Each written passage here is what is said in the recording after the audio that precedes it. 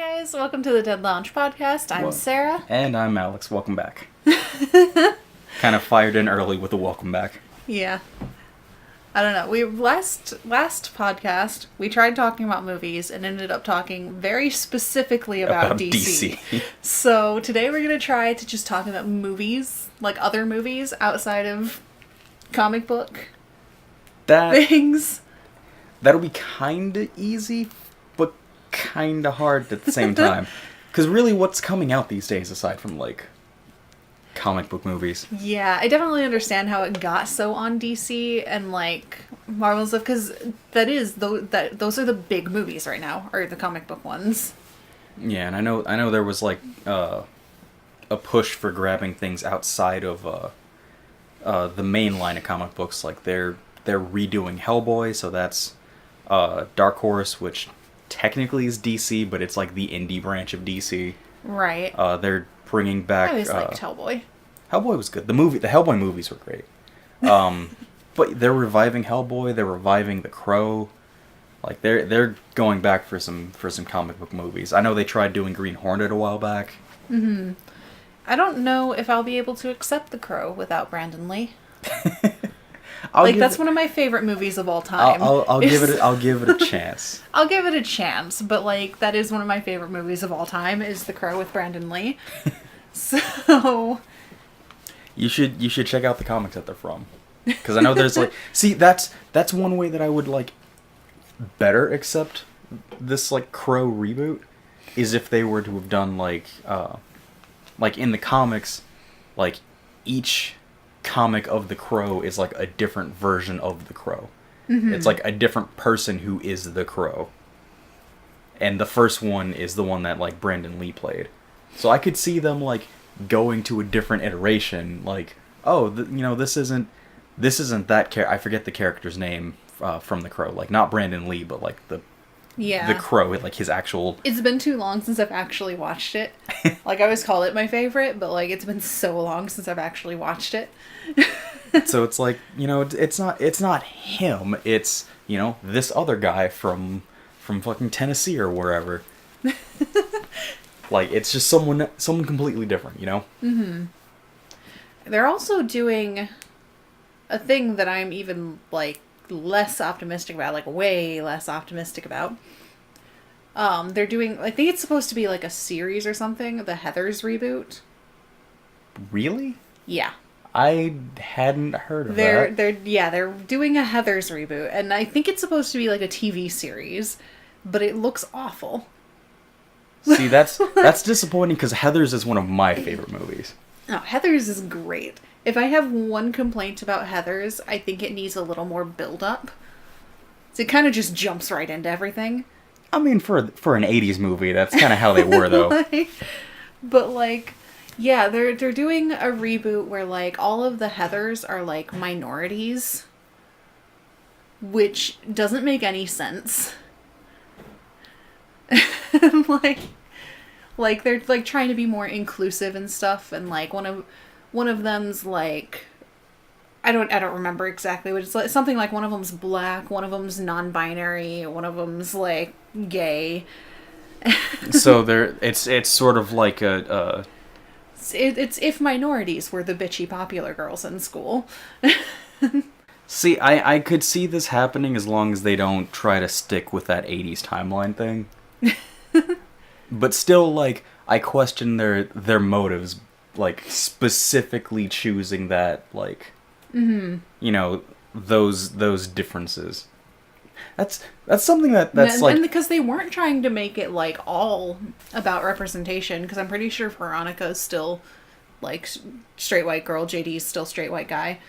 Okay. But like, I mean, that's just something that's like we're at a point in like movies and TV where we've kind of evolved slightly past the token characters. But not really. Yeah. It's like they're included, but they're not only included. It's like it's not just a token character anymore. It's a token group to make sure we have that like accepting circle. It's like we're aware of the fact that like the token this minority is a trope. but we haven't completely moved past using it. Right. Like, that's the whole reason, like, GBF, like, gay best friend, that's the whole point of that movie, is the, like, gay best friend trope and making fun of it. Right. But, like, I don't know, it's weird. It's a weird trope. And it stems from, like, I think it stems from well-meaning intentions of, like, wanting to include, like, these different things, but... But there's too many things out there that are just kind of throwing, you know, hey, look, there's a black guy. Hey, look, there's a lesbian in that one. Yeah, like, let's just throw in this minority character to say we have one kind of thing. Yeah, and it's like, look at how, you know, look at how culturally diverse we are. We have insert group here being represented because that one character is... you know, completely not a stereotype of that specific group that we threw in there. Right. Which usually they are, which is really, really sad. They usually are, and then everyone calls it a parody of the stereotype. But parodying stereotypes has been done over and over and over and over and over and over and over. Parodying stereotypes has become a stereotype. Right. I don't know. It's weird. You know what else is weird? Slender Man. Why? Good segue. Why the fuck? Why are they making a Slender Man movie? I don't know. Like, they're so late. It makes no sense why they've chosen to do this now. Because, like, I remember when Slender Man, like, the creepypasta and the game were, like, everywhere. And everyone was like, wouldn't it be so cool if we made a Slender Man movie? That would have been the time for it. It would have. It's like... you know, you don't make something based off of a trend that passed years ago. And, like, other things have, like, used Slender Man. Or, like, the Slender Man, like, that same kind of concept. Like, but why did they wait this long to make a proper Slender Man movie? I'm still gonna see it, let's be real. But, like, I might not see it in theaters. I'll, like, wait till it's out of theaters. Wait till it's on DVD. Yeah, like, maybe, like, rent it for a couple bucks. Because I'm one of those weirdos who still, like, goes to Family Video and does... Family Video is there for you when you need a movie marathon quick. It is. No, I just don't understand, you know, making a movie out of Slender Man. I understand it. My thing is just, why now? Because it's not even a bad concept, especially everything that came out of Slender Man. I don't know that much about the original, like, creepypasta, and, like, creepypastas are generally very silly, but, like, all of the, like, urban legend type stuff that came out of Slender Man, well, it's like was pretty cool. But the gist of everything was I forget what country he, like, originated from, but essentially, you know, he lures kids away and all this stuff, and if a kid sees him or starts, like, dreaming about him or something like that, like, he gets them eventually, and if he doesn't, he comes for them when they're an adult, which is kind of like what's happening in the games, essentially. Right. You're, like, drawn to him because you've seen him before. Mm-hmm. And the more you see him, you just go mad. Which is kind of what I don't understand how they're going to do, you know, in the movie. It's I'm going completely off of, like, vague posts on the internet and playing the games. I've seen the trailer once and I don't remember anything from it, so I don't know exactly what they're doing with it. But, like, I can see how they would make a movie out of it, and I can see how they would make a creepy movie out of it. Because, like, the game, for as much of a joke as the concept kind of became, and there were, like, so many remakes of the game that were, like, goofy and jokey, but, like, the game was actually really tense. And, like... I mean, that's the thing with, like, horror games, you know, when you're actually there and the possibility of failing, you know, something pops up, whatever that possibility might be, it makes it tense. You know, Five Nights at Freddy's is to me, not a scary game, but it is a tense game. Yeah. Like, you it don't is want... way more so when you're actually playing than when you're watching. Yeah, because you don't want your... You've been there doing everything right. You don't want to fail. That's a movie they shouldn't make. No. Five Nights at Freddy's. Just... No, because I feel like if they do make a Five Nights at Freddy's movie, it'll end up being like adult Scooby-Doo. You know, cop wandering from room to room, looking at static animatronics. But when he turns around, you know, then they move. Yeah. I'll just stick with the, like, musical thing that they did on YouTube with, like, Markiplier and Matt Pat and, like... Never listened to it, never heard about it. It was hilarious. You should watch it. No, I do like horror movies, though. They have their place. I like horror movies in theory. Theory. In theory, I like horror. But, like, I do like horror games. I like horror novels. But I've never been able to get into horror movies. And I don't know what the difference is with the movies. And even, like, shows. I like shows based off horror concepts a lot. Well, but the movies just, I can't get into the movies. The shows I can kind of understand, because a lot of shows based on horror concepts are just that. They're based on the concepts, but the focus of the show isn't to scare you, usually. It really depends on the show. There's a couple shows out there that are, you know, made to make you feel scared and uncomfortable and tense and things like that. Just like a weekly, you know, horror movie of like 20, 30, 40 minutes of a horror movie. Right. But for the most part, like, I'm kind of the same way, except replace movies with books. I can't get into horror books. I love horror novels. There's just a disconnect because, you know, I don't... When you're watching a movie, it's out of your control. You know, when you're playing a game, it is within your control and the game won't move until you do. Right. You know, you have to make the decisions and have to make the choices. With a book, I feel like it's not me. Like it's not you in either of those, you know, instances. It's some fictional character, some whatever. But I don't know, with books, with horror books, there's just this like instinctive disconnect. But I still enjoy the concepts. It's like Lovecraftian horror. Mm-hmm. I can't read Lovecraft. He might be, you know, I love his concepts, but he might be one of my least favorite authors just because I can't. Reading his books take me out of it. Like, for whatever reason, reading the stories, like actually sitting there ingesting the story, I'm not interested. I'm just kind of pulled away from it. Have you ever, like, properly read a Stephen King book? 'Cause you might like his writing. I have. I can't remember which book, though. It does really depend on the book. That's kind of the issue. Stephen King's one of those authors. He writes so much that, like, they're not all going to be winners. I remember we had this discussion at a bookstore once. There is a horror movie that I cannot remember the name of that I saw a trailer for. What was I going to see? I think it...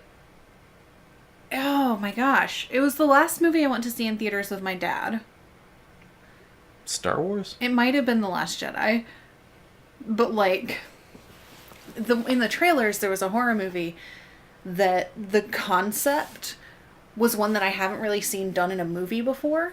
And it was, the monster of the movie hunts based on sound. So, like, the people in the movie have to stay very, very quiet. It shows them, like, in their homes, like, quietly playing board games. Everything's padded, so if they, like, set a glass down, it doesn't make any noise.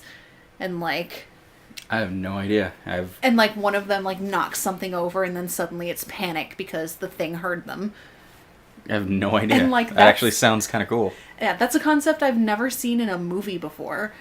And I really want to see it, but I cannot remember what it's called. That's a job for, YouTube and Google. Like, frantically. that sounds like a concept that could actually make for a really scary movie. Yeah, just frantically type in Sound Monster 2018. I don't even know. I'm so bad at keeping up with what's coming out as much as I love movies. I mean, it's easy to get them mixed up because, usually what's coming out nowadays, the original concepts are more often, rehashed versions of things you've seen before. And everything else is sort of a continuation. It's kind of an issue that I had a conversation with a friend of mine about with, like, video games of everything is a franchise now. Yeah. There's so many, like, it's a little bit of a side tangent. Xbox is having an issue with, like, exclusives because they only have, 2 or 3 franchises that they still make games for, when PlayStation has, they're cranking out additions to franchises, every year. So is Nintendo. And Xbox is kind of, they've ended, franchises and things like that. They have more one-offs than anything, but everyone forgets about one-offs. Like, there's movies that come out that are just one-and-done movies, which back in the day, like back in the 60s, 70s, 80s, one-and-done movies were okay. You went to see them, that was fine. like the vast majority of what there was. Yeah, but it's just one and done. But now it's like now everything has to be a franchise. Yeah, because a franchise, you've built an audience. People are going to go see it. No matter how many Star Wars movies they make, fans are going to go see it. Even if you didn't like, even if you didn't like the originals, even if you didn't like the prequels, even if you didn't like, this new stuff, if you are a fan of Star Wars and any one of those sets of Star Wars movies, you're going to go see the newest ones. Even if you tell yourself you're not, you're going to go see it. You're going to see it at some point, if for nothing else, to justify your own dislike for it. And then there's stuff like The Shape of the Water is not a franchise, but, like, I think the only reason that did as well as it did is because Guillermo del Toro already has his established fan base of people who know they like Guillermo del Toro. But, like, people have become super wary of venturing outside of Marvel, Star Wars, like, their chosen franchise. Mm-hmm. And, like, people just don't want to go see, like, one-off movies anymore. They want to see what they're familiar with. Well, I mean, a lot of times the one-off movies, like, look good in a trailer, but that's about it. Mm-hmm. There's movies that we've gone to the theater to go see, and I'm watching the trailers, and it's like, oh my god, I would love this movie. Oh my god, I want to go see that movie. Yeah. But at the end of the day, it's like, if too many times, if you go to actually see these movies, the trailer plays, and those are usually the best parts of the movies. Yeah. Like, people have been burned too many times by, a good trailer for a bad movie. Of course. I always worry about that. When I see trailers, I'm like, that looks like that's going to be a good movie. Like, but what if it only looks like that? Because those are all of the good parts in the movie. Like, I was worried back when Shaun of the Dead came out. That was one of my big concerns. What if they just used all of the funny parts in the movie? But then they didn't, and Shaun of the Dead is a great movie. Shaun of the Dead is a movie that I never saw the trailer to. Like, to this day, I don't even know what the trailer looks like. The most I remember from the trailer at this point, because I was a kid when the trailers were out and everywhere, was like, the thing that I remember them using, like, the most was that one scene was Sean and his friend outside the bar, like, messing with, like, the zombie in the darkness, or they were doing the and the zombie would go, ah. Right. And, like, that, I remember that clip being used in the trailer. See, I first saw that movie on Comedy Central. That's a bad place to see it, because then it's going to be edited. No, it just had commercials. That movie's going to be edited on Comedy Central. There's Comedy too Central? many F-bombs. Oh, it will be bleeped. It would be bleeped. It wouldn't be. It and wouldn't be that also, bad. I think I watched it on Comedy Central once, and like there's one scene where a dude gets like ripped apart, and it like shows him getting ripped apart. But in the TV version, they cut that bit out. See, I would have to go back and rewatch the TV version to catch that, because I just probably didn't before. So I remember watching it on TV once, and I was like, they skipped that part. I was like, huh, that was a really, really gruesome moment that like they just didn't show. They just Probably because it was a really gruesome moment. Yeah. That's the thing. I don't like zombie movies, but I love Shaun of the Dead. And I like The Walking Dead. But I don't like zombie movies. Well, I've never seen a zombie movie outside of like Shaun of the Dead that I've enjoyed. Shaun of the Dead and The Walking Dead are kind of similar in that they're very different from, you know, the zombie trope in general. Like, yeah. With The Walking Dead, it's not about the zombies. It's never been about the zombies. The zombies are just... it's about the survivors. Yeah, the zombies are just, you know, the situation that they're in. But the show itself is a drama. Mm-hmm. It's a drama about the survivors. It isn't, you know, about the zombies. But in something like... and then Shaun of the Dead is a parody. So, yeah, like... It's comical. Right. So even then, it takes, you know, the situation and it makes fun of it. It's not trying to scare you or anything like that. It's not like, you know, what was it, Dawn of the Dead, where these people are at a mall and people are getting, like, eaten and ripped apart left and right, and it's like... That's a movie where it is about the zombies. You know, the survivors are there because you need, you know, a gruesome death, a good drama. You just can't have, like... You can't point a camera at a bunch of zombies for about, you know, an hour, hour and a half.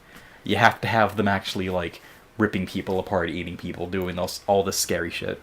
Just one of my problems with horror movies in general, like, the people just seem to be there just so we can get gruesome death scenes.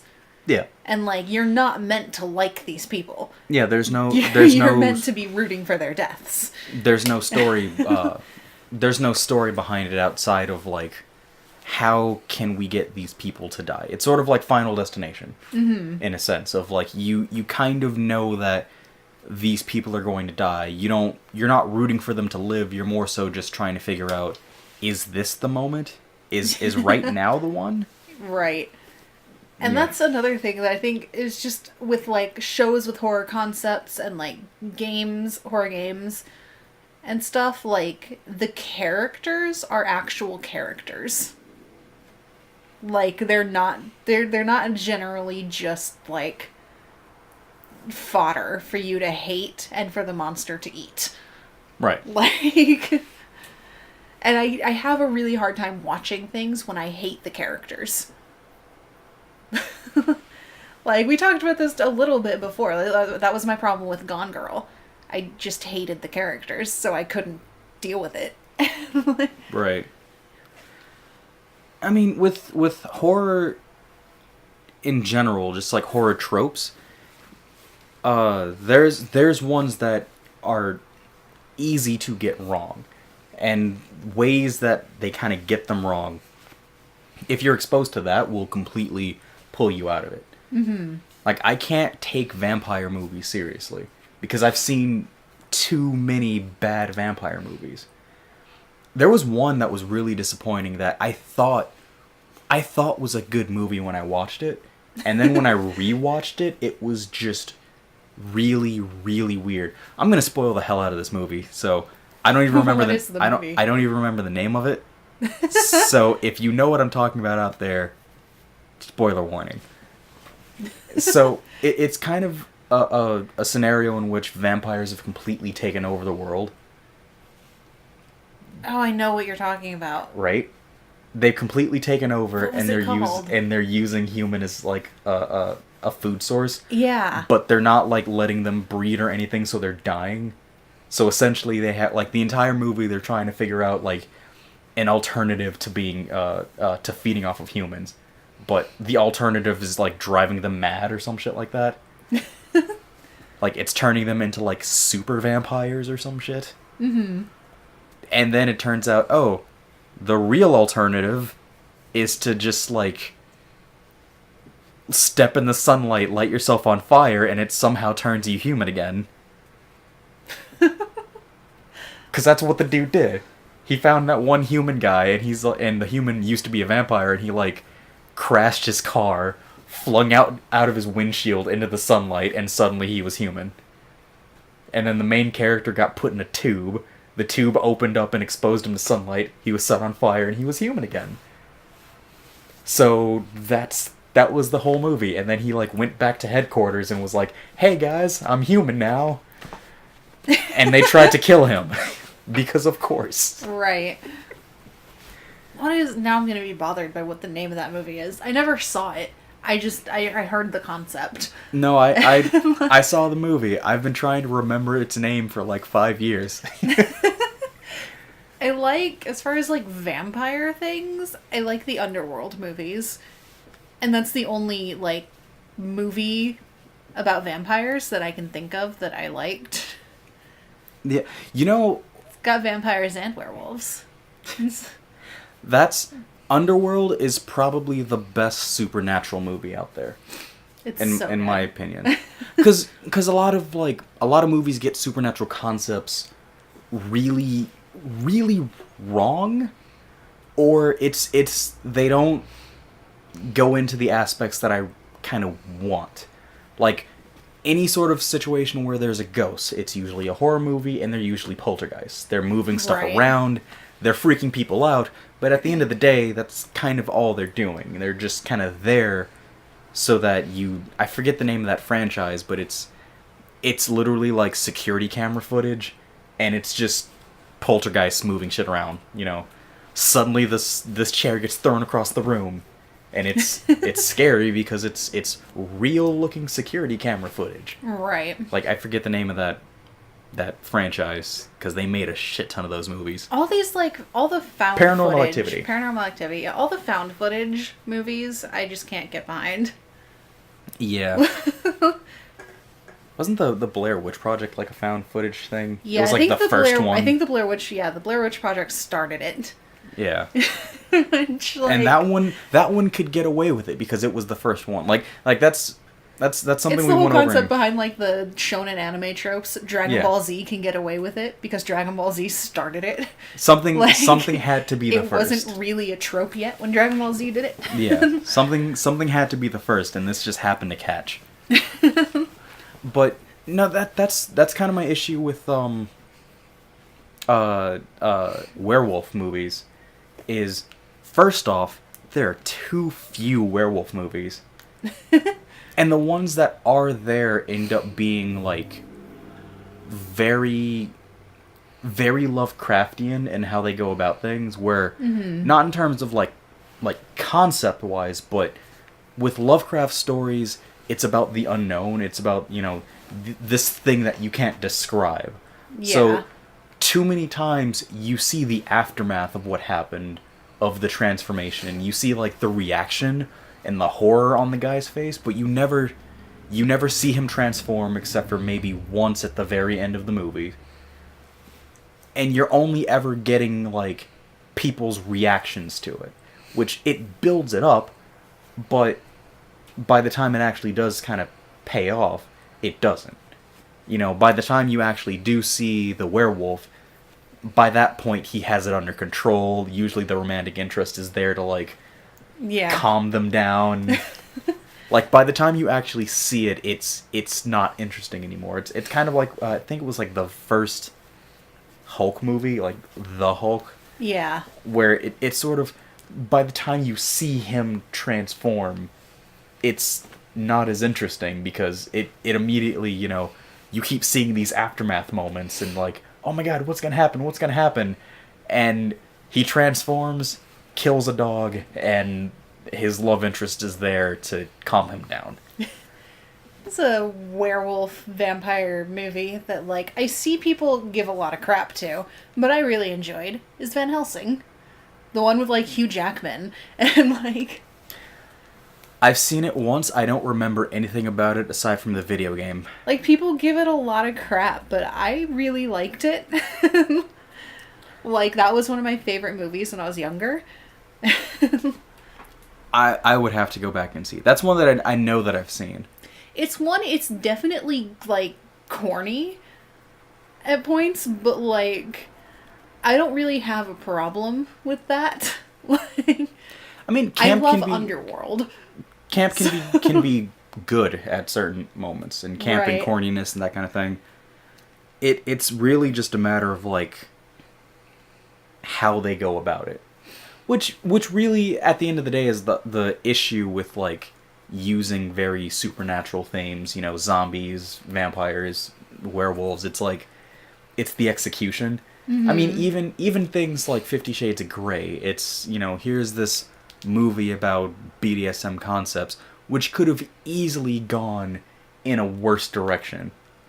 It could have gone in a better direction, clearly, but it could have easily gone in a different direction. It was just how they ended up going about it. Right. Like, there's one terrible vampire movie that I just don't get. They really, like, tried to focus in on the, like, sexual attraction powers of the vampire and that, like, persuasiveness. It tried to be this, like, horror movie. Like, the vampires were taking over everything. But it was, like, it focused so much on the sex that it was kind of a porno. Yeah, that's a problem with vampires. Because vampires have always been a metaphor for sex. But, like, that's been a problem. If, like, people try to go too far with that metaphor to where it's not a metaphor anymore. No, and that's and that was one of the movies that, like, again, turned me away from vampires, because it's like, I don't want to watch that. Mm-hmm. I mean, honestly, that vampire is a reason why I didn't want to watch Buffy. Like, on name alone, just Vampire Slayer meant that at some point she's gonna have to interact with vampires, and I'm not gonna like it. And then I watched the show, and, you know... Then you watched it. It's great. There's, like, it's great, and there's only, like, a handful of vampires in the show. Like, especially the later in the series it gets, the less anything has to do with vampires. Yeah. They're just kind of something for the characters to do. Kill. To show up on screen. Yep. Alright, so how's that burger doing? Yeah. How's that burger doing? With vampires, a lot of my favorite, like, vampire things tend to be, like, older. Like, the newest of them being, like, Underworld, and then the second newest of them being, like, the Lost Boys. The Lost Boys? Lost Boys. I don't think I've heard of it. How? That's offensive. That's offensive. We have to watch The Lost Boys. It's like, what decade is it? It's like 70s or 80s, one of those. I want to say 80s. But, like, it's an 80s vampire movie. But, like, it's really good. I'll take your word for it, seeing as how I offended you for it. It's also quite campy, which is a thing that I love about it. But then other than that, other than those two, my other, like, top vampire movies are, like, Bela Lugosi's Dracula and fucking Nosferatu. I love Nosferatu. And that's a silent film, which is one of my favorite vampire movies. I've never actually watched it all the way. Only bits and pieces of it, of Nosferatu. Nobody talks about Nosferatu enough. But Bela Lugosi's Dracula is the best one. And... You know what I want to see? A good Frankenstein movie. That would be cool. But that's another one that's hard to do, because that's another one that's hard to do, but it's also, like, very Lovecraftian in the best way. like, it gives both sides. Like, you see it from Dr. Frankenstein. You see the monster from Dr. Frankenstein's. Yeah, Lost Boys is 80s. I had to look it up, and we're gonna watch that movie. It's beautiful. All right, guess we're watching Lost Boys. But yeah, it's the cool thing with Frankenstein is that you get both perspectives from his monster and him. Like the book is so much different than any telling of the story that I've seen in every, oh my god, it's alive kind of bullshit. Because really, he I've obsesses read about Frankenstein. it. He obsesses about it. He makes the thing, immediately is horrified by the thing he made, and runs. He makes the thing is basically like, I need to take a nap. And just leaves. And then the thing leaves. And it's literally like they lead two completely separate existences, and then he's just like horrified by the thing that he made. And eventually it's like, it just turns into like, why am I alive? Like, what is my purpose? Yeah, that's reading Mary Shelley's Frankenstein is a great way to kickstart your existential crisis. I mean, really, that's what that is. But it's like, yeah, people do often like paint Dr. Frankenstein as like in the movies as this, he's a mad scientist, but like in like the book, he like made the monster was immediately like, this was probably a mistake. Yeah. I shouldn't have done this. And that's just so great. But yeah, all this to say, I'm not really on board with the whole like horror, like the horror, supernatural horror like concept things in movies. Like it's hard to get right, even though books do it all the time. Like books get those things right a lot. Mm-hmm. But I feel like books have that advantage of, different perspectives. Like, there's very few books that I've read, and I realize this is kind of a downfall on my end, or a downside, rather. I don't read many books from one narrative perspective alone. Most of the books that I read have, like, multiple characters, multiple plot lines, that kind of thing. You get, if it's one story, you get both sides. You get the protagonist and the antagonist side. That kind of thing. So I like those more well-rounded, stories, but at the same time, like, conceptually, vampires are fascinating. Werewolves are fascinating. The paranormal is fascinating. But it's like, in movies, they get it. They kind of focus on one aspect of it. With zombies, they focus on the fact that, oh my god, mindless flesh-eating things roaming around. The world is doomed. What will the survivors do? Like, it's I think comical. Yeah, I think that's why I like The Walking Dead when I don't like the zombie genre. Because the most interesting thing to me about a zombie apocalypse is what will happen with the people who survive. Right. Like, how they survive, the inevitable conflicts they have with each other, because human beings, as much as we are social creatures, we love conflict.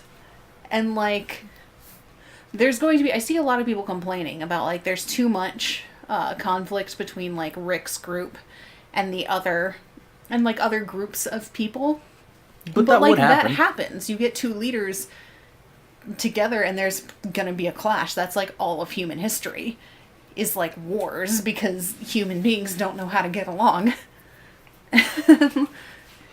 No, I binge watched a documentary series yesterday, which shows you how cool I am. Documentaries are great. It was 6 hours of documentary. Sounds great. But it was all about, it's called Myths and Monsters, and it's all about kind of cultural myths and the stories behind them. And it's this thing of, you know, there's stories out there that are built around that conflict. Mm-hmm. And you can even tell based on, like, who's telling the story what stance that culture had on that conflict. You know, you can date conflict back in movies. There's a movie that we watched in class, this black and white film called The Seahawks. That's just, it's a movie that ends with England going to war with Spain. But the movie came out, like, right before we got into World War II. Uh-huh. So it was the message at the end of that movie, because it's, like, an American-made movie. The message at the end of the movie was like, don't worry, you know, we don't want to go to war, but, man, if we do, we'll come out. Things will be okay. It's, like, a very... like, at the end of the movie, out of nowhere, it turns into this, like, very pro-war, you know, rallying cry of, like... You know, at the end of this movie, you're going to want to go and sign up to join the army, that kind of thing. Mm-hmm. You know, history and the facts and the conflicts are embedded in our culture and in society, like, from all across the world. Yeah, you can often tell, like, just by watching or reading the media that was around at a certain time, you can tell what the big thing on society's mind was. It's like that movie, like war. That was right before World War II. Tensions were rising. And, like, yeah, that was going to be a big cultural concept. You think, like, vampires... It's not really a coincidence that vampires are so heavily associated with Victorian culture. Mm-hmm. Because they have a lot to do with, like, the ways Victorian society, like, held themselves back. Like, vampires are kind of the opposite of Victorians. Yeah. There's like there's this weird, like, noble grace assigned to, like, vampires and things like that. Mm-hmm. Of very prestigious creatures and that kind of thing. And then with their, like, all the sexual innuendo that comes with vampires and how prudish Victorians were, like, yeah, it kind was of that goes, like, hand in hand. Yeah, it was that wild expressiveness that they lacked at the time culturally, but. And that's not to say clearly... people weren't having sex in the Victorian era. No, it was just different. I mean, people wouldn't be born if they weren't, but it would just be... Picture of Dorian Gray. Like... It's just this thing of, you know... But it was repressed. Yeah, in, like, larger society. Yeah. I don't understand that with history. It's like, you know, the earlier you get, the more people were fucking, and then there's just this, like, middle gap where they're just like, oh, we shouldn't talk about that. That's right. Nope, it's not happening, and okay, it's happening again. And that's mostly, like, Western society got very prudish. And we're still, like, Western society is still very, very prudish. Yeah. When, like, looked at in comparison with the rest of the world. Yeah. It's weird, but no. Something, okay, kind of going back to that documentary thing, something that I didn't know that the Pied Piper, the original story of the Pied Piper was, like, suspected as being a true event. Huh.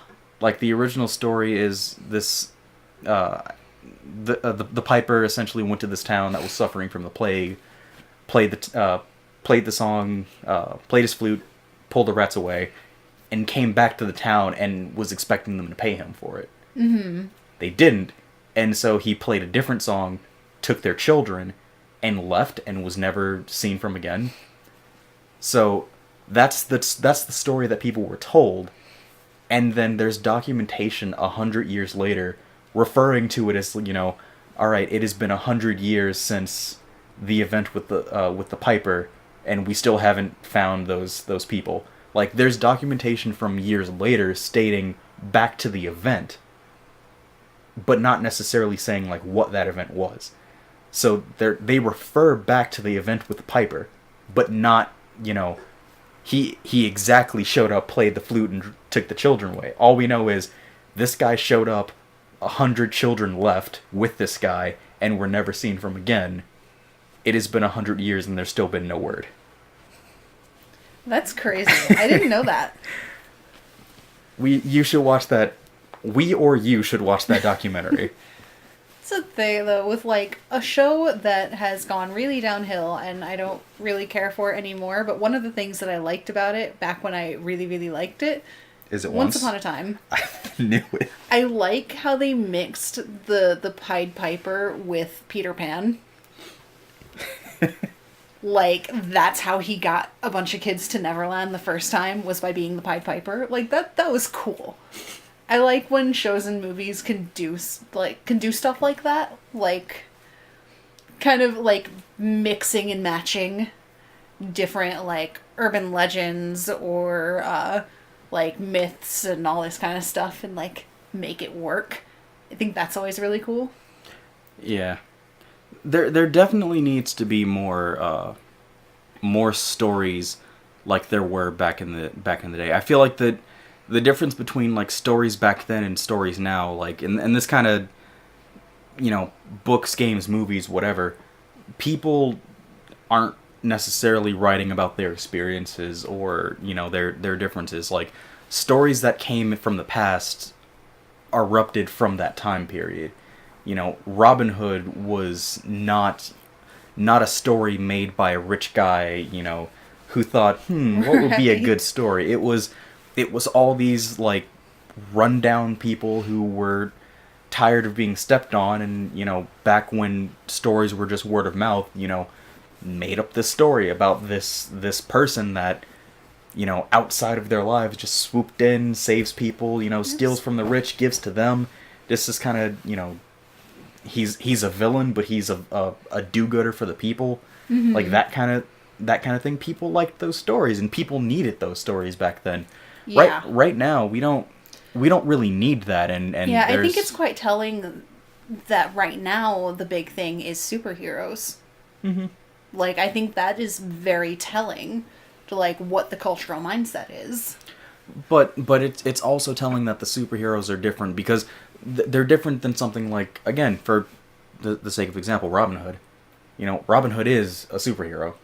Mm-hmm. There's, for the time, he is a superhero. He is a vigilante. He's going up against the royalty. He's going up against the authority. He's doing all this crime, but he's doing it for the benefit and for the well-being of the lesser class and the poor and this, that, and the other.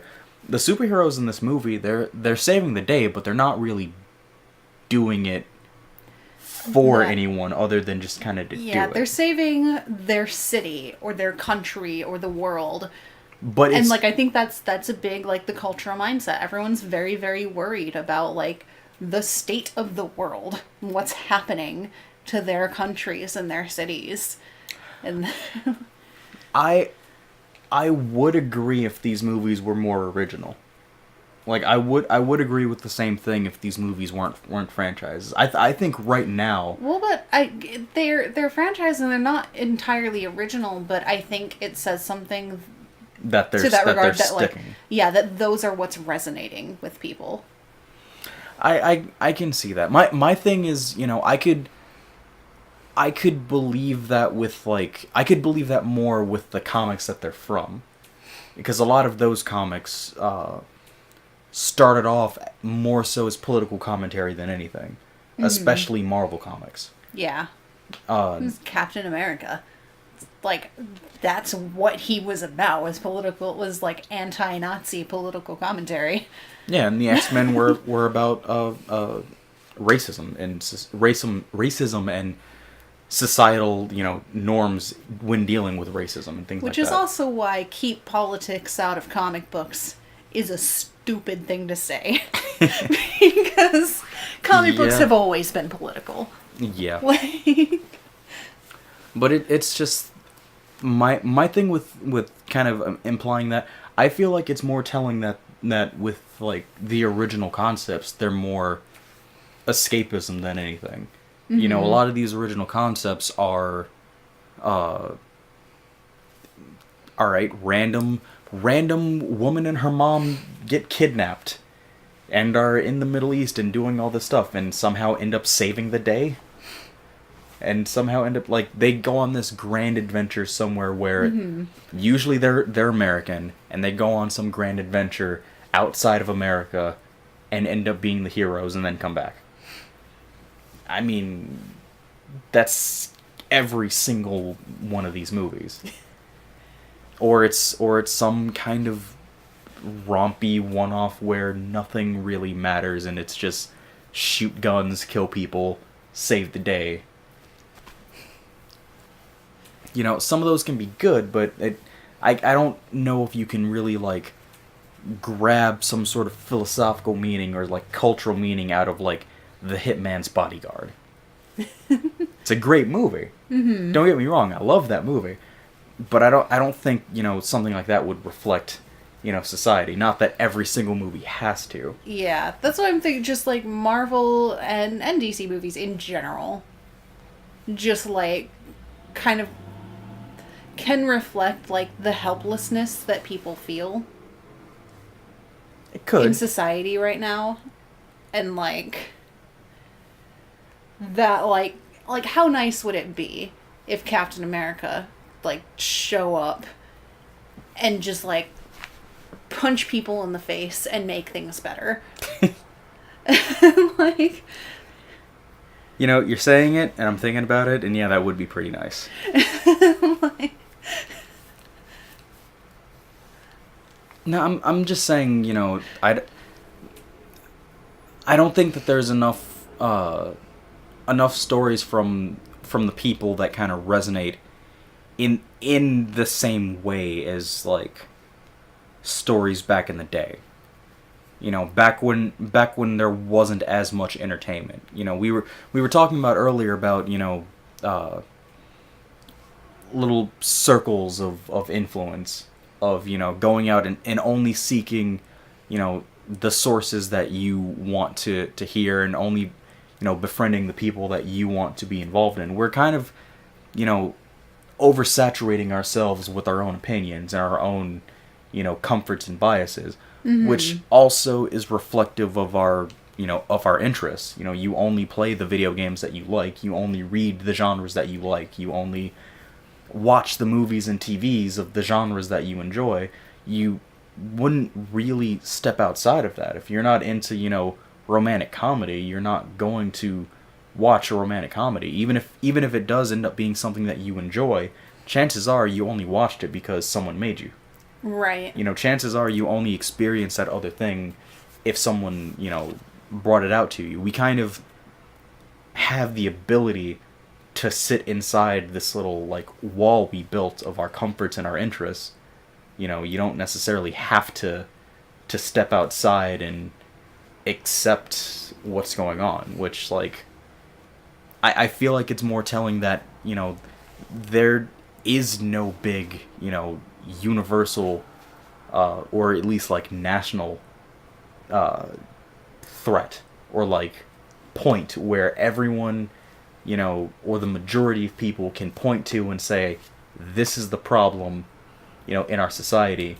We don't necessarily need, you know, something to be done about it, but, like, a story about something getting done about it. You know, we know that we can't do it, but at least, you know, in this fictional world, you know, Captain America can show up and punch our problems in the face. Right. But that's our problem... the word that you used before, of escapism. Yeah. I think that's pretty good word to use. For, like... Yeah. It's just where before there's clear villains behind everything. Like, there's a clear, you know, point at which this starts, from every concept across every story, from vampires to werewolves, from the Pied Piper to Captain America. it all started because there was someone to point the finger at, someone that needed to be stopped, or some aspect of society that needed to be, talked about that no one wanted to flat out say. So it's like, twist the words a bit, turned it into a character, and now you have a target for, for your thing. It's sort of like the people who think Game of Thrones is a big commentary on global warming. That is a fan theory out there that, at the end of the day, the fight against the Night King is just one big thing about, the world coming together and fighting against the impending climate change. I have never seen that. That is like my entire YouTube feed is Game of Thrones theorist trying to explain that theory. Huh. That is a popular Game of Thrones fan theory. And it doesn't make sense to me that, this entire story and all these books were made just because global warming. But again, global warming right there. It's like if that were true, if this one character was a dramatic, symbol for something as big as climate change, that would make. We had Captain America come over and punch global warming in the face. just drop Captain America in the middle of Game of Thrones. Just Jon Snow and Steve Rogers just running at the Night King. That would be a great a great episode. That would just you'd just be like a guest star. YouTube animators get to work. No, he should be a guest star. Just show up with a sword and his shield is like it's just a circle with a star. Oh, that would be great. But no, it's just that there's right now I don't think there's like something. The country's too divided. Speaking mainly for Americans right now, but this could also go for the English in any country going through any sort of like division. It's the issue of we're divided to the point where we can't really agree on anything. Yeah, we're at a point where like we're so divided that we have a ton of people on both sides. If like someone on the other side says it, you disagree. Yeah. Just because they're on the other side. And that's kind of and that's the thing, like if a story were to arise now, or like a movie that impacted everybody would come out now, if it were to be done, chances are it will be about division. Chances are it would be about, separation of ties and the escalation that entails through to the division of the people. Mm-hmm. But that's not happening. Those movies aren't happening. The movies that are coming out are, again, you find your niche, you find your clique, you find your little bubble that you want to be in, and that's you. There's a new Saw movie coming out for those people who just really want to watch that kind of horror movie. The franchise was done, and they're bringing it back. Doesn't need to be any more Saw movies. But there's a new one coming out. Can we all at least agree on that? Can we? Apparently not. Apparently not, and that is my point. My entire point. There's too many Saw movies. That's what all of this was building up to. There's too many Saw movies. Listen, franchises should end. They should. They should eventually. Like, that's the whole, like, with Supernatural. Supernatural is finally set to end at, like, season 14. Like, that's the end date for it. Shouldn't it have ended, like, 7 seasons ago? It should have, but it didn't. Honestly, that's... I've been finding more and more, and this is, like, a super random tangent, but I've been finding more and more... I'm understanding why people don't like the new Star Wars. It's that situation that arises when I've kind of realized why people don't like the prequels, because me personally, because I grew up with the prequels, I understood that the originals were better, but I still enjoyed the prequels. But right now I'm kind of realizing like why people don't like these new stuff, and people don't like the prequels. Well, The Phantom Menace is boring. Well, yeah, but... The last of the prequels is the only one that I really have very fond memories of. I liked the... I mean, Phantom Menace was boring. You're not wrong. You're not wrong. It was boring, and all the games that came out of it was boring. Everything about those were boring. But the other two were okay, in my opinion. I kind of liked them. They were fun. They were fun to sit in the theater and watch. Mm-hmm. You know, and there's a difference between an enjoyable movie and a good one. Yeah. and the prequels were definitely, you know, they're enjoyable. They're okay. I like them. Mm-hmm. But it's this thing of, you know, the original trilogy ended the franchise. It ended the story. It's hard to then go back to the starting point of, like, this is where it all began, and then we're going to lead into the original. You know how the story ends. So everything that happens there is irrelevant. It's sort of like a massive spoiler. You know, you get told a spoiler, and you're not watching. You know, if you're reading One Piece and you get told a spoiler, you're not reading the rest of the manga or the chapter, focusing on what's happening. You're waiting for that spoiler thing to pop up. Mm-hmm. Like, it's everything before that is irrelevant because you know how it's going to end, or you know what's coming up. So you're just waiting for that to happen. And every single page, every single frame is, okay, how is this going to lead to that? Okay, how is this going to lead to that? Okay, no. How is that going to lead to that? It's the same thing in a movie. You're watching. It's the same thing in like a prequel. You're watching this entire movie, trying to figure out how does this lead into the next movie. Like, how does this lead into episode 4? You know, and then it's the thing of like, okay, now that you've seen how it leads up to everything, and you already know how everything ends, and now they go back and try to start it over from, you know, oh, remember where everything ended? Didn't end there. Like, here's more stuff that's happening, you know, many years later. Here's more stuff that's happening. It's sort of, you, in your mind, the conflict is already over. Mm-hmm. You know the conflict is over because first off, you watched the conflict happen and end, and then you watched how it started, and now what? You're going to watch it start again? You're going to watch a new conflict start? Like, it's that thing of the story's over in your mind. You know, as far as you're concerned, because you've watched the story start and end already. Where do you go from here? It's never gonna meet up to that, like, visual expectation of, you know, you've grown up knowing where things led. So to see it go further than where it ended, it's like, why? And that's the thing. A lot of studios are like big into just beating a dead horse. Like, and I don't think this most recent Star Wars trilogy is quite beating a dead horse level. I think the Han Solo movie is. Yeah.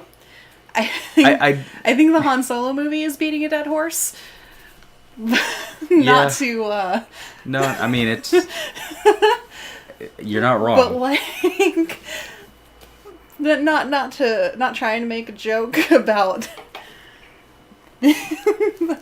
but like, and if they were to make an Obi-Wan movie, I think that would also be beating a dead horse.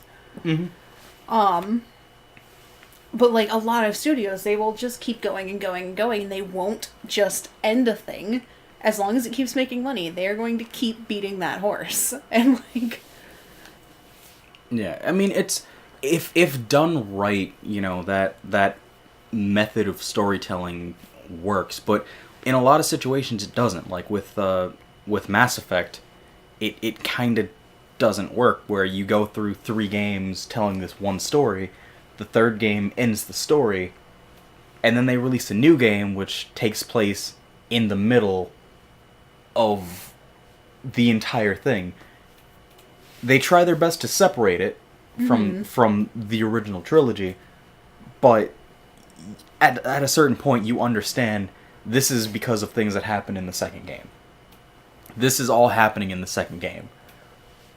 And you know how the franchise ends. You know how everything ends. So really, this entire game is irrelevant. Like, story-wise. It may be fun, you may enjoy the game. But story-wise, it's irrelevant because you know how everything ends. You can't go back to the middle and expect things to work out. It's sort of like with it's sort of like with Buffy, if they decided to do like a let's say some sort of like Spike spin-off where they talked about him, before he became Spike or something like that. Mm-hmm. Or like him, leading up to Buffy. It's not gonna be as interesting because you know where it leads. Mm-hmm. You're more so waiting for things that you know would happen. You're waiting for those episodes that you've seen before, or those moments that you know are coming up. It takes a lot of the suspense and the anticipation out of the stories, out of the movies, out of the whatevers. I don't know, it's dumb. Storytelling is weird. It's the end of conversation. Yeah, I do that. This is a good place to wrap things up, though. So we don't really have a main point to end things on. We just kind of rambled for an hour. Yeah. Yeah, I wasn't really sure of where things were going anymore. They were going nowhere and everywhere. And I mean, that's kind of what we do, though. I think we had 2 episodes where it was, like, structured. Okay, we're going to talk about this. And, yeah, movies. Movies. Alright, that about does it for us today. We will see you next time, where we'll figure out what we're going to talk about. Don't worry about it. Yep. Bye.